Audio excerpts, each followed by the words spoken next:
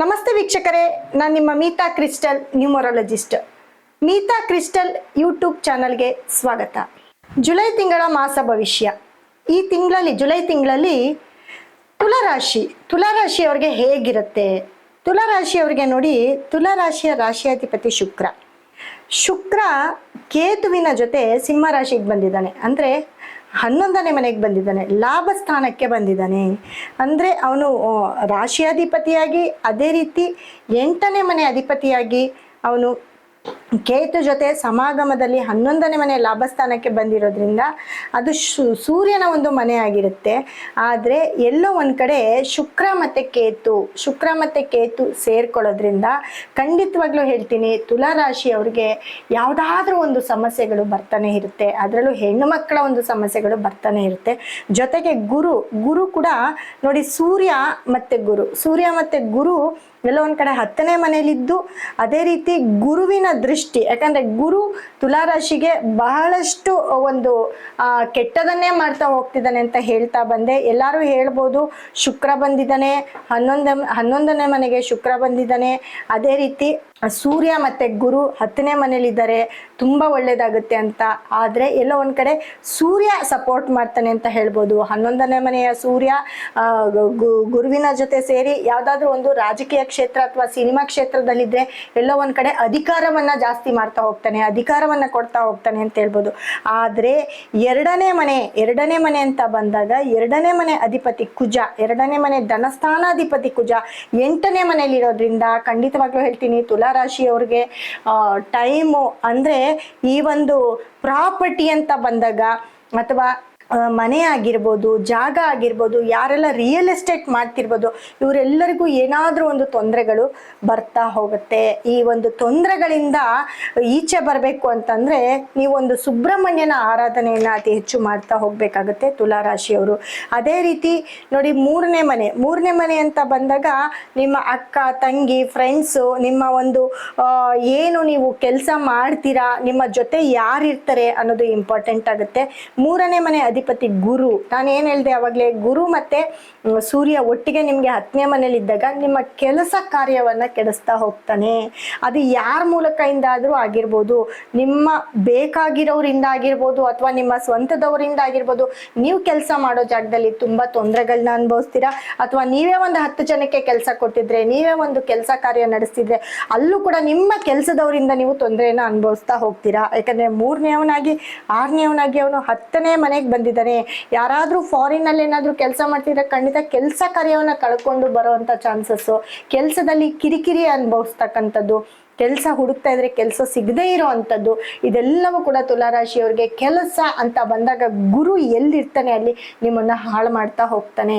ಹಾಗಾಗಿ ನೀವು ಒಂದು ಚೂರು ಗುರುವಿನ ಒಂದು ಮೊರೆ ಹೋಗೋದಕ್ಕಿಂತ ನೀವು ಅತಿ ಹೆಚ್ಚು ನೀವು ಒಂದು ನಿಮಗೆ ಶುಕ್ರ ಮಹಾಲಕ್ಷ್ಮಿಯನ್ನು ನೀವು ಬಹಳಷ್ಟು ಬೇಡ್ಕೊಳ್ತಾ ಹೋಗ್ಬೇಕಾಗುತ್ತೆ. ಜೊತೆಗೆ ನೋಡಿ, ಶುಕ್ರ ಅಂತ ಅಂದೆ, ದುಡ್ಡು ಕಾಸು ಅಂತ ಬಂದಾಗ ನಿಮ್ಮನ್ನು ಬೆದರಿಕೆ ಹಾಕೋದಾಗಿರ್ಬೋದು, ಅಥವಾ ನಿಮಗೆ ನೀವು ಮಾಡದೇ ಇರೋ ಕೆಲಸದಲ್ಲಿ ಎಲ್ಲೊಂದು ಕಡೆ ನಿಮ್ಮನ್ನು ಸಿಕ್ಕಾಕ್ಸೋದು, ದುಡ್ಡನ್ನು ಎಕ್ಸ್ಪೆಕ್ಟೇಷನ್ ಮಾಡ್ತಿರ್ತಕ್ಕಂಥದ್ದು, ಕೆಲಸ ಕಾರ್ಯದವರು ಬಂದು ನಿಮಗೆ ಯಾವುದಾದ್ರೂ ಒಂದು ಸಮಸ್ಯೆಯನ್ನು ತಂದೊಡ್ಡೋದು, ಅದರಿಂದ ನಿಮ್ಮ ಕಡೆಯಿಂದ ಖರ್ಚು ತಗೊಳ್ಳೋ ಅಂಥದ್ದು, ದುಡ್ಡು ತಗೊಳ್ಳೋ ಅಂಥದ್ದು, ಅಥವಾ ನಿಮಗೆ ಅವಮಾನ ಮಾಡ್ತಕ್ಕಂಥದ್ದು, ಇವೆಲ್ಲವೂ ಕೂಡ ನಡೀತಾ ಹೋಗುತ್ತೆ.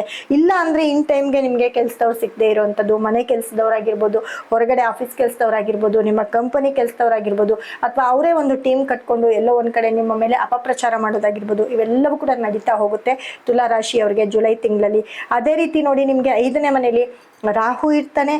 6ನೇ ಮನೆ ಶನಿ ಅದು ಗುರು ಮನೆ ಆಗಿರೋದ್ರಿಂದ, ಗುರುವಿನ ದೃಷ್ಟಿ ಕೂಡ ಅಲ್ಲಿ 6ನೇ ಮನೆಗೆ ಬೀಳೋದ್ರಿಂದ ನಿಮ್ಮ ಮನೆಯಲ್ಲಿ, ನಿಮ್ಮ ಫ್ಯಾಮಿಲಿಲಿಗಿರ್ಬೋದು, ಕೆಲಸ ವಿಚಾರ ಅಂತ ಬಂದಾಗ ಕೋರ್ಟು ಕೇಸು ಅಲ್ಲಿವರೆಗೂ ಹೋಗುವಂಥ ಚಾನ್ಸಸ್ಸು ಅತಿ ಹೆಚ್ಚಿರುತ್ತೆ ತುಲಾರಾಶಿಯವ್ರಿಗೆ. ಹಾಗಾಗಿ ಬಹಳಷ್ಟು ಕೇರ್ಫುಲ್ ಆಗಿರ್ಬೇಕಾಗುತ್ತೆ ತುಲಾರಾಶಿಯವರು. ಜೊತೆಗೆ ಸಪ್ತಮಾಧಿಪತಿ ಕುಜ ಕೂಡ ನಿಮಗೆ 2ನೇವನಾಗಿ 7ನೇವನಾಗಿ ಕುಜ 8ನೇ ಮನೆಗೆ ಬಂದಿದ್ದಾನೆ. ಯಾವುದೋ ಒಂದು ಗ್ರಹ ನಮಗೆ ಒಳ್ಳೇದು ಮಾಡ್ತಾನೆ ಅಂದರೆ, ಆ ಒಳ್ಳೆ ಗ್ರಹ ಕೂಡ ಎಲ್ಲೋ ಒಂದು ಕಡೆ ಸ್ಥಾನವನ್ನು ಬದಲಿಸಿರೋದ್ರಿಂದ ಖಂಡಿತ ಹೇಳ್ತೀನಿ, ಸಡನ್ ಆಗಿ ನಿಮ್ಮ ಆಸ್ತಿಯನ್ನು ಕಳ್ಕೊಳ್ಳೋ ಮಾಡ್ಕೊಳ್ಳೋದು, ಅಥವಾ ನಿಮ್ಮ ಆಸ್ತಿ ಮೇಲೆ ಯಾರೋ ಕೇಸ್ ಹಾಕುವಂಥದ್ದು, ಅಥವಾ ಎಲ್ಲೋ ಒಂದ್ ಕಡೆ ಆಸ್ತಿ ವಿಚಾರದಲ್ಲಿ ನಿಮ್ಗೆ ತಲೆನೋವು ಆಗ್ತಕ್ಕಂಥದ್ದು, ಇದೆಲ್ಲವೂ ಕೂಡ ನಡೀತಾ ಹೋಗುತ್ತೆ. ಮತ್ತೆ ಸಪ್ತಮ ಅಂತ ಬಂದಾಗ ನಿಮ್ಮ ವೈವಾಹಿಕ ಜೀವನ ಏನಾಗುತ್ತೆ ಅದು ಕೂಡ ಬೇರೆಯವರಿಂದ ಅದು ಕೂಡ ಎಲ್ಲೋ ಒಂದ್ ಕಡೆ ಕೆಡ್ತಕ್ಕಂಥದ್ದು ಅದು ಕೂಡ ಆಗ್ತಾ ಹೋಗುತ್ತೆ. ಅದನ್ನು ಕೂಡ ತುಂಬಾ ಕೇರ್ಫುಲ್ ಆಗಿ ನೋಡ್ಕೊಳ್ಬೇಕಾಗುತ್ತೆ ತುಲಾರಾಶಿಯವರು. ಜೊತೆಗೆ 8ನೇ ಮನೆ ಅಧಿಪತಿ ಶುಕ್ರ, ರಾಶಿ ಅಧಿಪತಿ ಶುಕ್ರ 11ನೇ ಮನೆಗೆ ಲಾಭ ಸ್ಥಾನಕ್ಕೆ ಬಂದಿದ್ದಾನೆ. ಆದ್ರೆ ಶುಕ್ರ ಮತ್ತೆ ಕೇತು ಸೇರಿರೋದ್ರಿಂದ ಖಂಡಿತ ಹೇಳ್ತೀನಿ, ಎಲ್ಲೋ ಒಂದ್ ಕಡೆ ಅಲ್ಲಿ ಕೂಡ ನಿಮ್ಮ ಒಂದು ಧನಸ್ಥಾನ ಅಂತ ಏನ್ ಹೇಳ್ತೀವಿ, ದುಡ್ಡು ಕಾಸು ಎಲ್ಲೋ ಒಂದ್ ಕಡೆ ಬರ್ತಾ ಇರ್ಬೋದು, ಲಾಭದಾಯಕವಾಗೇ ಇರ್ಬೋದು, ಆದ್ರೆ ನಿಮ್ಮ ಕೆಲಸ ಕಾರ್ಯದಲ್ಲಿ ಅಲ್ಲೂ ಕೂಡ ತೊಂದರೆಯನ್ನ ತಂದ್ಕೊಳ್ತಾ ಹೋಗ್ತೀರಿ. ಜೊತೆಗೆ ಶುಕ್ರ ಇರೋ ಮನೆಯಿಂದ ನೋಡಿ ಅವನು 7ನೇ ಮನೆ ಅಂದ್ರೆ ರಾಹುವನ್ನ ನೋಡ್ತಾ ಹೋಗ್ತಾನೆ. ರಾಹುವನ್ನ ಶುಕ್ರ ರಾಹು ಒಬ್ಬರನ್ನೊಬ್ರು ನೋಡೋದ್ರಿಂದ ಎಲ್ಲೋ ಒಂದ್ ಕಡೆ ನಿಮ್ಮ ಒಂದು ಬಿಸ್ನೆಸ್ ಏನಾಗುತ್ತೆ, ಯಾವ್ದಾದ್ರು ಬಿಸ್ನೆಸ್ ನಡೀತಿದ್ರೆ ಅದ್ರ ಮೇಲೆ ಇಲಿಗಲ್ ಕೇಸ್ಗಳು ಬರ್ತಕ್ಕಂಥದ್ದು, ನಿಮ್ಮ ಕೆಲಸ ಕಾರ್ಯದಲ್ಲಿ ನಿಮ್ಮ ಬಿಸ್ನೆಸ್ ಅಲ್ಲಿ ಪಾರ್ಟೇಷನ್ ಆಗ್ತಕ್ಕಂಥದ್ದು, ಇವೆಲ್ಲವೂ ಕೂಡ ನಡೀತಾ ಹೋಗುತ್ತೆ. 9ನೇ ಮನೆಯಲ್ಲಿ 12ನೇ ಮನೆ ಅಧಿಪತಿ ಬುಧ 9ನೇ ಮನೆಯಲ್ಲಿ ಇರ್ತಾನೆ. 9ನೇ ಮನೆಯಲ್ಲಿ ಇರೋದ್ರಿಂದ ಅಲ್ಲೂ ಬಿಸ್ನೆಸ್ ಅಂತ ಇರ್ಬೋದು, ಅಥವಾ ನಿಮ್ಮ ಭಾಗ್ಯಸ್ಥಾನ ಅಂತ ನಾವೇನ್ ಹೇಳ್ತೀವಿ ಆ ಭಾಗ್ಯಸ್ಥಾನಕ್ಕೆ ಕೂಡ ಎಲ್ಲೋ ಒಂದ್ ಕಡೆ ಕುತ್ತು ಬರ್ತಾ ಹೋಗುತ್ತೆ. ಆದ್ರೆ 10ನೇ ಮನೆಯಲ್ಲಿ ಸೂರ್ಯನ ಒಟ್ಟಿಗೆ ನಿಮ್ಗೆ 11ನೇ ಮನೆ ಲಾಭಸ್ಥಾನದ ಸೂರ್ಯ ಪ್ಲಸ್ 10ನೇ ಮನೆ ಗುರು ಕೂಡ ಅಲ್ಲಿ ಒಟ್ಟಿಗೆ ಇರೋದ್ರಿಂದ ಎಲ್ಲೋ ಒಂದ್ ಕಡೆ ಅಲ್ಲೂ ಕೂಡ ನಿಮ್ಮ ಕೆಲಸ ಅಂತ ಬರ್ತೀರಾ, ನೀವು ಅಧಿಕಾರವನ್ನ ಚಲಾಯಿಸಿ ಎಲ್ಲೋ ಒಂದ್ ಕಡೆ ಅಲ್ಲೂ ಕೂಡ ನಿಮ್ಮ ಅಧಿಕಾರಕ್ಕೆ ಧಕ್ಕೆಯನ್ನ ಉಂಟು ಮಾಡ್ಕೊಳ್ತಾ ಹೋಗ್ತೀರಿ. ಹಾಗಾಗಿ ತುಲಾರಾಶಿಯವರು ಈ ಒಂದು ಜುಲೈ ತಿಂಗಳಲ್ಲಿ ಬಹಳಷ್ಟು ಕೇರ್ಫುಲ್ ಆಗಿರ್ಬೇಕಾಗತ್ತೆ. ನೋಡಿ, ನಾನು ಏನೇ ಹೇಳಿದ್ರು ಅದು ಖಂಡಿತ ಸತ್ಯವಾಗಿ ಕೂಡ ನಡೀತಾ ಹೋಗಿದೆ, ನಡೆಯುತ್ತೆ ಕೂಡ. ಹಾಗಾಗಿ ತುಲಾರಾಶಿಯವರು ತುಂಬಾ ಕೇರ್ಫುಲ್ ಆಗಿರಿ.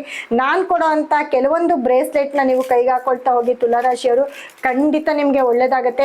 ಜೊತೆಗೆ ನಿಮ್ಗೆ ಕೇತುವಿನ ಒಂದು ಅನುಗ್ರಹ ಬೇಕಾಗಿರೋದ್ರಿಂದ ಖಂಡಿತ ಹೇಳ್ತೀನಿ, ಶುಕ್ರ ಮತ್ತೆ ಕೇತುವನ್ನ ಬಹಳಷ್ಟು ಆರಾಧಿಸಿ ಅಂತ ಹೇಳ್ತೀನಿ.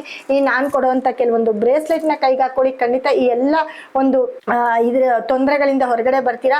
ಯಾವುದೇ ವಿಚಾರ ಆಗಿರ್ಲಿ 1ಕ್ಕೆ 2 ಸತಿ ನೀವು ಕೂಲಂಕುಷವಾಗಿ ನೋಡ್ಕೊಂಡು ನೀವು ಮಾಡಿ. ಸಾಮಾನ್ಯವಾಗಿ ಯಾರನ್ನು ಕೆಲ್ಸಕ್ಕೆ ಅಂತ ತಗೋಬೇಕಾದ್ರೆ ಸ್ವಲ್ಪ ಅವರ ಹಿಂದೆ ಮುಂದೆ ಬ್ಯಾಕ್ ಗ್ರೌಂಡ್ ಅನ್ನ ವಿಚಾರಿಸಿ, ಅದರಿಂದನೂ ನೀವು ತೊಂದರೆಗೊಳಪಡ್ತೀರಾ.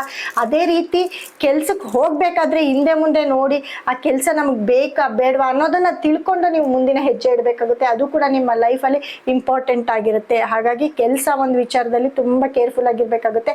ಮತ್ತೆ ಆರೋಗ್ಯ ಅಂತ ಬಂದಾಗ ಆರೋಗ್ಯ ತುಂಬಾ ಚೆನ್ನಾಗಿರುತ್ತೆ, ಆರೋಗ್ಯದ ಸಮಸ್ಯೆ ಏನಿಲ್ಲ. ಆದ್ರೆ ಆಸ್ತಿ ವಿಚಾರದಲ್ಲಿ ತುಂಬಾ ಕೇರ್ಫುಲ್ ಆಗಿರ್ಬೇಕಾಗುತ್ತೆ.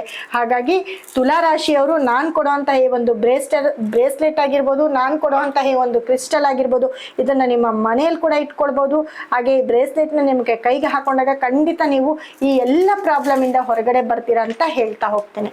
ಇದು ನಿಮ್ಮ ರಾಶಿಯ ಅನುಸಾರ ಜುಲೈ ತಿಂಗಳಲ್ಲಿ ಏನಾಗುತ್ತೆ ಅನ್ನೋ ಗೋಚಾರದ ಫಲದ ಮೇಲೆ ನಾವು ನಿಮ್ಗೆ ಹೇಳ್ತಾ ಹೋಗ್ತಾ ಇದ್ದೀನಿ. ಅದರ ಜೊತೆಗೆ ನಿಮ್ಮ ವೈಯಕ್ತಿಕ ಜಾತಕ, ನಿಮ್ಮ ಟೈಮು, ಡೇಟ್ ಆಫ್ ಬರ್ತ್ ಅನ್ನ ಕೊಟ್ಟಾಗ ನಮ್ಮ ಸಂಸ್ಥೆ ಮುಖಾಂತರ ನಿಮ್ಮ ಜಾತಕವನ್ನು ಒಂದ್ಸತಿ ಪರಿಶೀಲನೆ ಮಾಡಿಸ್ಕೊಳ್ಳಿ. ಅದರಲ್ಲೂ ನಿಮ್ಗೆ ಯಾವ ದಶಾಭುಕ್ತಿ ನಡೀತಿದೆ ಅದರ ಪ್ರಕಾರ ನೀವೇನಾದ್ರೂ ಪರಿಹಾರವನ್ನ ಮಾಡಿಕೊಟ್ರೆ ಖಂಡಿತ ನಿಮ್ಮ ಲೈಫ್ ಟೈಮ್ ಪರಿಹಾರವನ್ನ ನಾನು ಕೊಡ್ತಾ ಹೋಗ್ತೇನೆ. ಅದನ್ನ ನೀವು ಸರಿಪಡಿಸ್ಕೊಂಡ್ರೆ ಯಾವತ್ತೂ ನೀವು ಹಿಂದೆ ತಿರುಗಿ ನೋಡಲ್ಲ, ಯಾವತ್ತಿದ್ರೂ ತುಂಬಾ ಚೆನ್ನಾಗಿ ಗ್ರೋತ್ ಆಗ್ತಾ ಹೋಗ್ತೀರಿ.